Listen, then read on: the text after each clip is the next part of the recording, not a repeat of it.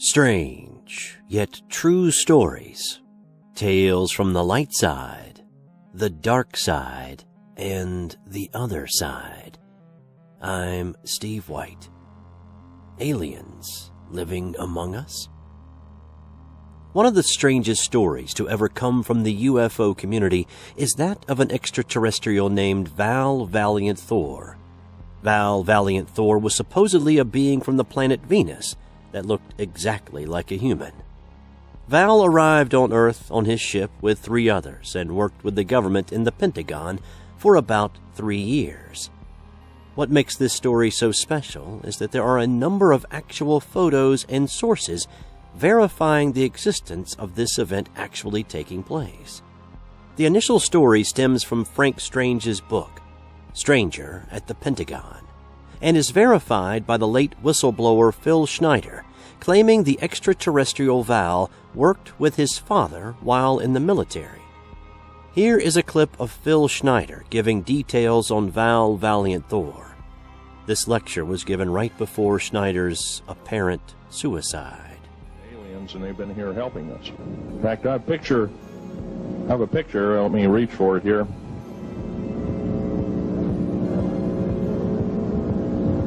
I have a picture of one of the aliens been working for the United States Pentagon for the last 58 years. His name is Val Valiant Thor. He's right here. There's my father in the background. This whole place, the ready room of the USS Eldridge, Al Bielek has probably explained, or maybe even shown you this picture. There's a list of some of the notable people in it. They're all the atomic bomb scientists of the day, regular day. This was in August of 1943. Now this guy has not changed one iota in 58 years. His brain capacity 300 centimeters greater than ours. He has a thinking capacity, IQ, if you were to measure it, be totally off the scale, be about a 1200 IQ. He speaks 100 languages fluently, alien as well as others. He's a remarkable person. I had a chance to meet him one time. Following are a few excerpts from Dr. Frank Strange's book, Stranger at the Pentagon, which might give us a few more details of this mysterious visitor and his mission on Earth. Dr. Frank Strange writes, "When I asked him where he was from, he replied, 'I am from the planet that is called Venus.' I asked him how many visitors from Venus were presently on Earth, and he said, 'There are presently 77 of us walking among you in the United States. We are constantly coming and going.'" The first meeting with the President. March 16, 1957, in Alexandria, Virginia. One of the finest leaders of the planet Venus, operating under the direction of the Central Control and who had been chosen to make the contact as well as direct the project, landed his craft and was met by 2 police officers, weapons drawn. A thought transference quickly convinced them that he meant no harm, and he was ushered into the back seat of their patrol car. After crossing over into Washington, D.C., they were met by the Secretary of Defense along with 6 of his staff members. Soon police from every conceivable district and agency had joined in, all trying to claim their right to escort him to President Dwight D. Eisenhower.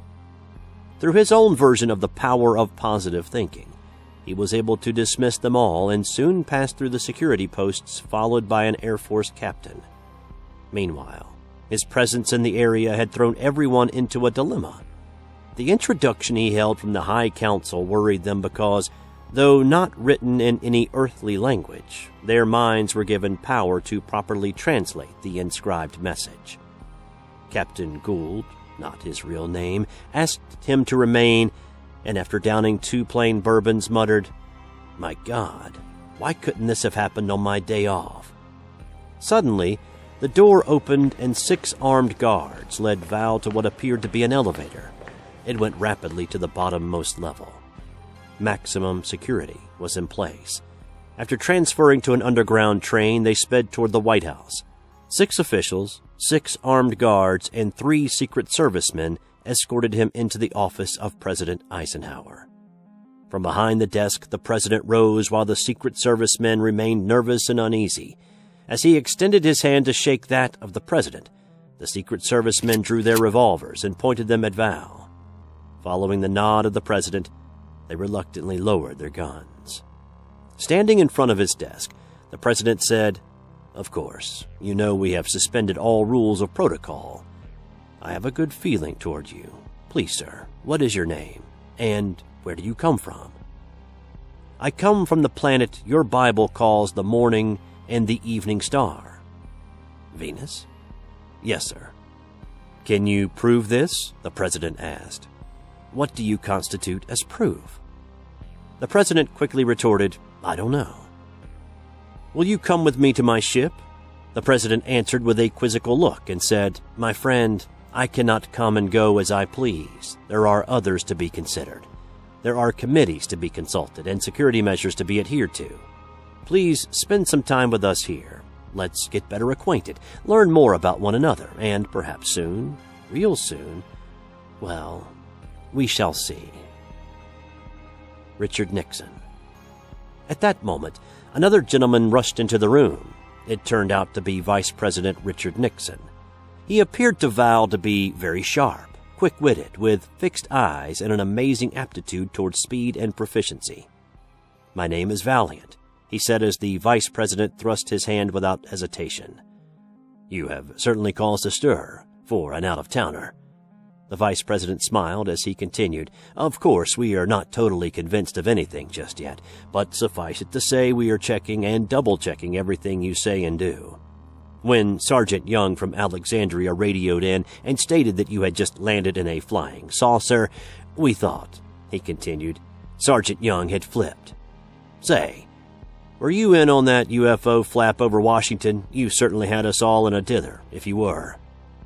After assuring them that this planet had been under close scrutiny for hundreds of years before the 1945 bomb blast, and with his special letter still in the slightly quivering hand of the president, he was requested to follow the Secret Service back the way they had come, to the Pentagon and into a beautifully furnished apartment where he would spend the next 3 years. Fortunately, he was prepared for such a lengthy visit and kept in constant communication with the starship. There were many occasions during which he teleported himself in and out of those quarters, often exercising trans-imagery to cause the security guards to visualize his face on a non-existent badge. Soon after his arrival, together with 3 members of his crew, he joined a convention in the backyard of the home of Mr. Howard Menger in High Bridge, New Jersey. The month was April 1957. A certain group of individuals who were interested in UFOs were meeting that day. Val and his crew members, Don, Jill, and Tanya, had changed into the same type of clothing worn by their Earth friends. The meeting was very interesting, and these people were on the right track. He was dismayed to learn the undignified manner in which these people were treated by the press. Nevertheless, these people were pursuing their beliefs, and this was good. A curious young photographer, August C. Roberts, snapped several pictures, thinking he was doing so without Val's knowledge. The photographer seemed to be greatly troubled when he attempted to talk to him. Yet it was those very photographs which were to bring me together with this unusual man on that cold December day. Holding the message from the High Council in his hand, the president stated that Val's offer to help the human family would upset the economy of the United States and could plunge her into the abyss of chaos. In brief, he politely told Val that the people of this planet were not ready to cope with such conditions as would come into existence if the recommendations of this unearthly visitor were put into action. Nevertheless, he was invited to assist a number of scientists who were out working on medical projects directly associated with the space sciences. His allotted time to acquaint the leaders of the United States with his suggestions was limited to 3 years. During this time, he refused to advise them regarding a certain bomb in the sky, which we now know as the Star Wars system.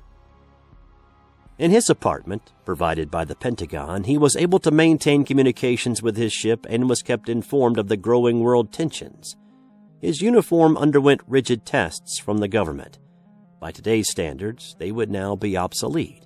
They attempted to penetrate the material with a diamond drill bit, but the diamond snapped under pressure. Acid rolled off the uniform and burned a hole in the floor. They fired a high-velocity rifle at the uniform, but it failed to pierce it. The report to the president read, "Physical appearance, soft silver and gold lustrous. Fabric, unknown. Weight, 6 ounces. Total, including boots. Cut. Close-fitting like a tunic. No cuffs, pockets, buttons, zippers, clips, or hooks. RXT2 tests. Indestructible." Finally, a bright-eyed colonel escorted him to a place where the final test would be performed. Val looked at the laser instrument amusingly. Upon command, the laser aimed a fine line of intense light amplification by stimulated emission of radiation. The colonel began his discourse that this device contained a crystal synthetic ruby in which atoms, when stimulated by focused light waves, amplify and concentrate these waves, then emit the beam. As the colonel continued to speak, his smile gave way to utter dismay, the ray being totally ineffective against the garment. He babbled on long after the laser had been turned off. He reiterated how powerful the U.S. had become since the splitting of the atom. He gave Val a lesson in atomic fusion. He went on to state that when a chain reaction of nuclear fission is set off by a neutron bombardment in the atoms, or a charge of plutonium or uranium isotope with an atomic weight of 235, U-235, an immense quantity of energy is suddenly released. The good colonel finally talked himself out, and Val was conducted back to his quarters, along with his uniform. 1959 was fast drawing to a close. Chiefs of state were in a constant turmoil, and confusion was the rule of the day. Indecision caused delay after delay. Economists and industrial giants conferred with politicians and military heads daily. The government leaders could not reconcile Val's being in a position to force their hand if he so desired. Several scientists attempted to learn the secrets of interstellar travel, without success. Christmas week was now upon us. I had been busily presenting a series of scientific lectures and speaking at a number of churches in Washington, D.C. Earlier that month, I had returned from Cuba, where I met personally with Fidel Castro. Unbeknownst to me, Val, working with Nancy Warren, formulated a plan whereby I would be contacted. Many Earth people live one life openly, while in their hearts and minds they live quite another.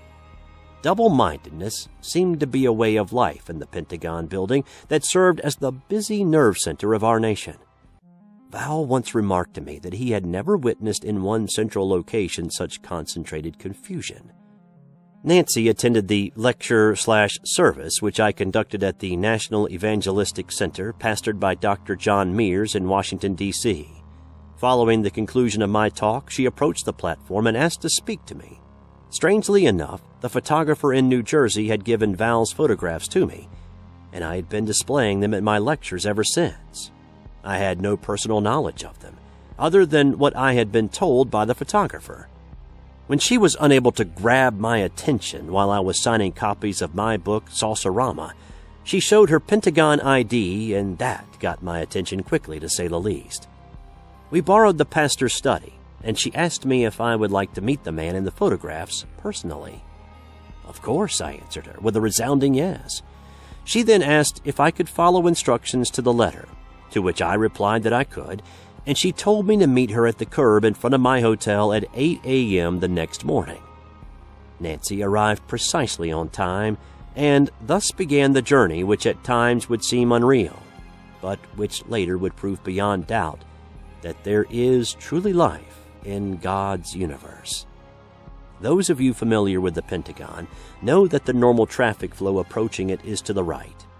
We drove to the left. I knew then that something strange was going on. We had to stand in line to pass by a security guard. First one, then a second. Visualized an identification badge on my lapel. Something was making him see this. This utterly amazed me, and I felt that at any moment I would be picked up, handcuffed, and thrown into some jail somewhere. This, of course, was only my imagination and anticipation of what was about to take place. Nancy left me standing in front of a door which contained no markings. As the door opened, I walked in and stood on the threshold. My stocky form shifted from one foot to the other as I cleared my throat.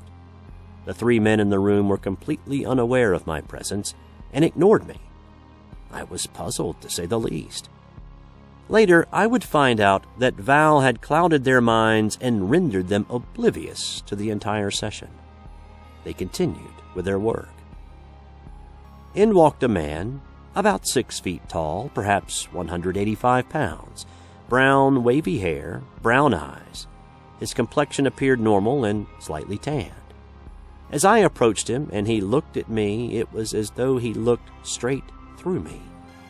With a warm smile and extending his hand, he greeted me by name. "Hello, Frank. How are you?" His genuineness astonished me, but quickly I understood. As I gripped his hand, I was somewhat surprised to feel the soft texture of his skin, like that of a baby's butt, with the strength of a man that silently testified to his power and intensity. His voice was very strong and mellow. It was filled with purpose and character. I again looked around the room to see whether the other men would say or do anything. They were still working, as if I weren't there. I noticed that he was wearing the same type of clothing as I. When I asked if he possessed any other clothing, he said that he had given several officials a garment so they could run tests on it. He then proceeded to a closet and produced a one-piece suit that glittered as the sun which streamed in through the window hit the fabric. I thought that it looked like liquid sunshine. I asked him about the material from which it was made. He answered, "It is made of a material not of this earth." The general appearance of the suit was all but one piece, even down to the boots. It contained no buttons, zippers, or snaps. I asked him how it held together. He demonstrated by holding the front together and passing his hand over it as if to smooth it out. I could not even locate the opening. It was held together by an invisible force. He told me that his purpose in coming was to help mankind return to love. He spoke in positive terms, always with a smile on his face. He said that man was further away from love, which is God, more than ever before, but there was still a good chance if man looks in the right place. He told me he had been here nearly 3 years and would depart in just a few months. Claiming that he would not use force to speak with men in authority in America, he was happy to consult with them at their invitation. He further stated that thus far only a few men in Washington knew of his existence in the Pentagon, and few leaders had availed themselves of his advice during these past 3 years. He felt there was still so much to do, and yet his time of departure was getting near. When I asked him where he was from, he replied, "I am from the planet that is called Venus." I asked him how many visitors from Venus were presently on Earth, and he said, "There are presently 77 of us walking among you in the United States. We are constantly coming and going." During the next 30 minutes, he told me things about myself that even I did not know. Later, I was able to verify them with my parents and grandparents. He gave me information regarding the gravitational pull of Venus in comparison to Earth. I was informed that the abdominal muscles hold flesh firm against the mild gravitational pull, which is 3/20 less than that of Earth. He gave me information which would be revealed to others over a period of years. Life on other planets and a plan for Earth? His reply was, "There is life on many other planets of which people on Earth know nothing. There are more solar systems for which man has not even given the Creator credit for." I left that meeting astounded, greatly encouraged, and yet with a heavy heart, not knowing what the future would hold. I began to wonder who would believe me if I ever told of this strange encounter with a man from another planet. I first considered not repeating this extraordinary story, but the more I thought about it, the more I prayed about it, the more I felt that it would bring a great blessing to those who would hear and read it. This interplanetary traveler possessed a wealth of knowledge, not only about science, but also about me. He stated that my book, Saucerama, could not have been written without heavenly guidance. Val's instructions were to leave Washington, D.C. no later than March 16, 1960. That meant that there were less than 3 months during which he could confer with scientists, politicians, military men, and the like. All missed his point entirely. They were all filled with self-ambition and cared little for the pressing needs of mankind. His efforts to bring about an end to the sickness and disease that plagued this planet were met with pathetic refusal. He was told over and over that his presence and his ideas were a threat to the political and economic structure. Certain religious leaders were also fearful of losing a grip on the people in the event that his presence was admitted on an official level. It was very disheartening that the administration failed to lay hold of such information that would change the course of human activities for the good because of economic reasons. Security regulations were very tight, but despite the fact that they knew he would come and go as he pleased, they delighted in playing their game. Val had vowed not to use force, and so another course of action would be necessary if the information which he had to relate were to be disseminated. This is the reason why he contacted men of honorable character and strength around the world. Many are presently working in close contact with Val and other members of his crew. His last meeting with the president did not reap any lasting results. He wanted to let the world know of Val's proposed plan, but the Secretary of Defense, the head of the Central Intelligence Agency, and the military chiefs of staff were opposed to his suggestion. The president attempted to effect a joint meeting before the General Assembly of the United Nations, but this plan too was rejected. He was informed that the UN would receive a special press release in the form of a memorandum to the Secretary General no later than February 7, 1966. These leaders of the U.S. government argued long into the night, fearing that if the people of this nation learned of the plan Val was offering, they might choose to follow him instead of them. When a man feels that his personal peace and tranquility may be threatened, the human reaction is always that of swift self-preservation. At one point, the vice president insisted that the pressure boys allow the president to make the choice. He was vetoed without even a chance to complete his statements. World conditions were not growing any better. Much international pressure was being brought to bear upon the administration. They fought diligently and enforced rigid regulations with stiff penalties for revealing Val's presence. Even a major newscaster who inadvertently learned of his visit through one of his paid informants was silenced by none other than the Central Intelligence Agency, which has consistently disclaimed all knowledge concerning UFOs.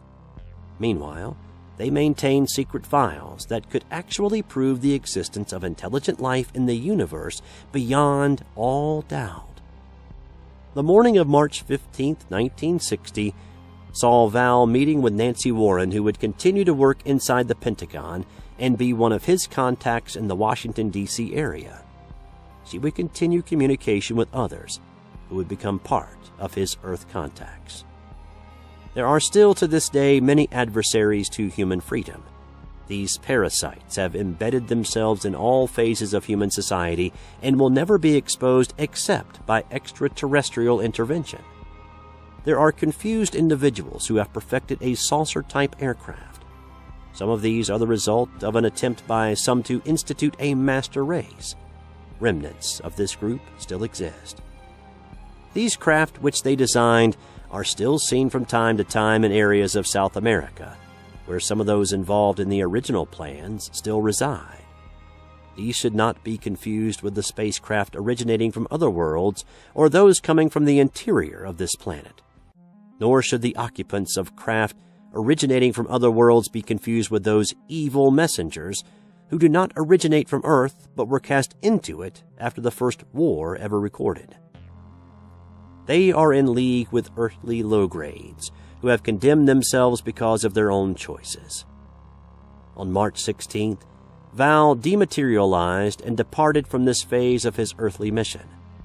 His next stop was the outskirts of Alexandria, Virginia, where his ship and his crew awaited his arrival, hidden by a wooded area. It was no problem for him to reassemble the atoms of his body inside his ship. As his craft rose slowly, a number of people stopped and pointed excitedly in his direction. Others stood motionless, transfixed by the sight which they beheld. He felt such a tremendous feeling of love for all of them. There was no panic in them, just curiosity and a strong desire to know more. Then, as the U.S. Air Force jets were scrambled, and with the force field now in full use, the planes darted past the ship, unable to see them now. Even ground radar lost them on their equipment. Confusion once again reigned. On the way back to Victor 1, he meditated on his home planet, the low, heavy, colorful clouds, the even temperatures, the perfectly diffused sunlight that made shadows almost non-existent, the lushness of the rich green grass surrounding his home. He was informed of several Earth people with whom he would maintain contact for a long time into the future.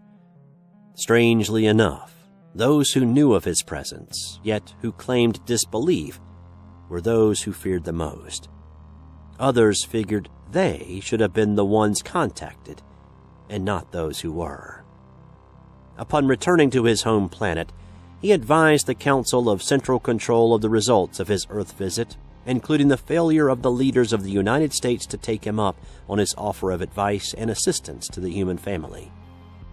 He was given the following instructions: to mingle with and become as Earth people, to work and labor in Earth enterprises, to help those who encounter possible threat or danger while striving for world peace, to give them advice and guidance, to entrust with superior knowledge those who have proven themselves, divulge the essence of their mission to the collective national leaders of Earth, only when the time is right. As of this writing, he continues with this mission, at the same time assisting in preventing our civilization from being the cause of orbital chaos by the destruction of our planet. This strange but true story is taken from excerpts from Frank Strange's book, Stranger at the Pentagon. What do you think? Were we visited in 1957 by an alien from the planet Venus?